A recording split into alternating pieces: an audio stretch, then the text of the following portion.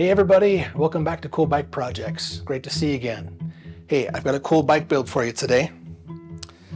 So about a month ago, I reached out to Marin Bicycles and asked if they'd be interested in doing a collaboration video where we test out a brand new 2023 Marin team bike compared to an old 1995 Marin team bike that I'm still building up right now.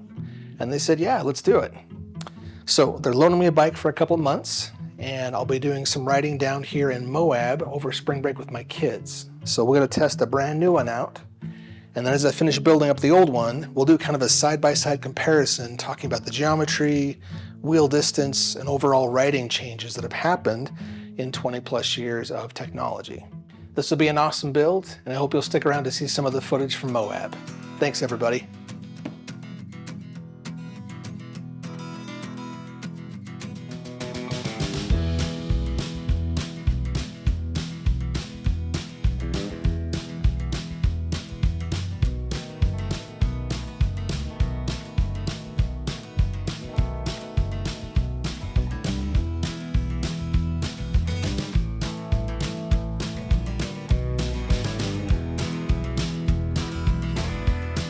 So many of you know that I have a Marin full suspension bike that I just love. Being 5'7", sometimes it's hard to find a bike that's somewhere between that small and that medium-sized frame. And something I love about newer modern bikes is that the stem length and the entire cockpit just seems to fit right off the bat. And I've been on a variety of different bikes, not just Marin, but I've never been across one that fit me so well right off the bat. And I also love the fact that they're really generous with the stack height of their spacers and the steer tube, meaning if it came too tall, you could always cut it down if you needed to. Yep. So this is actually a demo bike that they've shipped me. I thought this was brand new in the box, but it's been used at least once before. Still, it was packed up really nice. There's almost no tread wear on the tires or anything. I can just see enough dust around the crankset to say, okay, this has been built up at least once before. But I do not mind.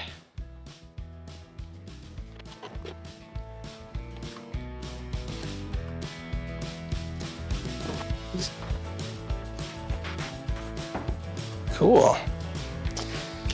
So this is obviously a 29er. Those of you guys that have kind of made that jump between 27.5 and 29 know that it's made a world of difference as far as being able to roll over much larger objects. And like a lot of bikes nowadays, in comparison, the wheelbase between an old and a new bike is dramatic, sometimes 3 and 4 inches longer, which obviously helps on the downhill side of things. But what people always want to know is, will it climb like an old hardtail? So that's what we're going to find out. So here we got our through axle. This has been greased nice and good before. I'm going to clean this off nice though, so it's ready for the next set of wheels. And again, many of you guys are kind of coming from the 90s. Know that sometimes looking at newer bikes is a little bit intimidating just because so much of the technology seems to have changed. But something that I love about newer bikes is that we have gone away from quick release axles to solid axles that are way beefier and give us kind of the stiffness we've been looking for in the back and the front of bikes. So basically, once these are locked in, you never have to worry about, is my quick release going to make the brake rub this way or that way? And I think part of the hard transition was back in the day when we'd have our disc brakes on a quick release wheel. Every time you take the wheel off and on, there was a high chance you're going to mess up how that fit in the bike. The other thing I love about newer bikes is not only do we have disc brakes for less maintenance on the bikes, but we also have pretty much sealed cartridge bearings on every surface. And even on a less expensive bike, it's nothing you have to worry about because these will last and last and last.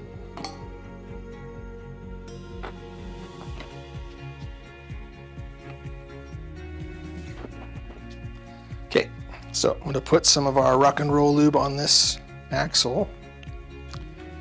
You don't need much,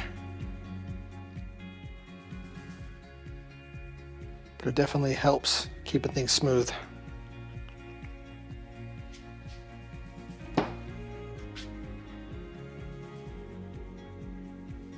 some on the threads here.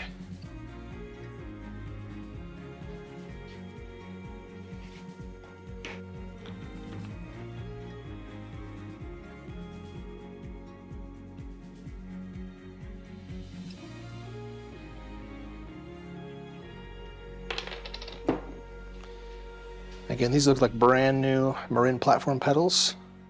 Nice sealed cartridge bearing.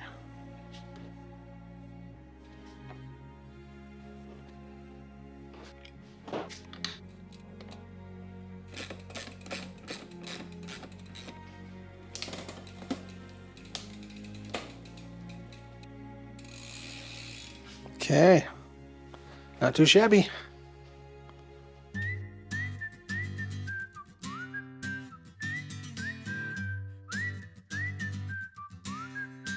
Okay, so the weather didn't turn out quite as planned, so we went with plan B, because Moab is still Moab, and we had a chance to get away with the kids.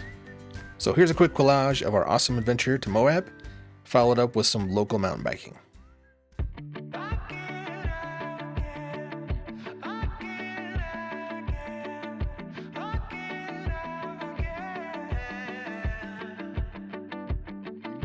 It's been a while since we felt the way we did back when we were dumb and younger. It's been a while since I looked into your eyes and saw starlight, bold bright colors. Yeah, when I'm down, when I'm dry, no one else. So it was obviously way too cold, wet, and rainy to ride much in the trails in Moab, but we had a great time as a family. And the week afterwards, we came back. The sun came out for at least for a few days, and we got to do some riding here in Idaho Falls. I don't have a ton of footage of the bike itself, but I will say this, that the Marin tracks really well. The longer wheelbase, the 29-inch wheels, the 1x12 drivetrain, this bike rides great. Also, when it comes to suspension and angles, I think a lot of bikes have dialed it in, but I particularly liked the angle on this fork. It's only 130 millimeters of travel, but it feels like a lot more. Something else I love about modern geometry is the fact that when you drop your seat post, you've got so much room to get your center of weight correct. Going around these tight single track trails right here, it was not a problem at all to get in the position where you wanted to be. And what I'm hoping to do when I rebuild the old 1995 is to do something similar, where we build it up, shorten the stem a little bit, drop the seat post down, and see if we can't make a ride something like these new bikes. Anyway, hope you'll stick around here in a couple weeks. I'll have the new bike built up. We'll do a side-by-side comparison and see if we can't make an old bike sing like a new one. Thanks for watching, everybody, and we'll see you soon.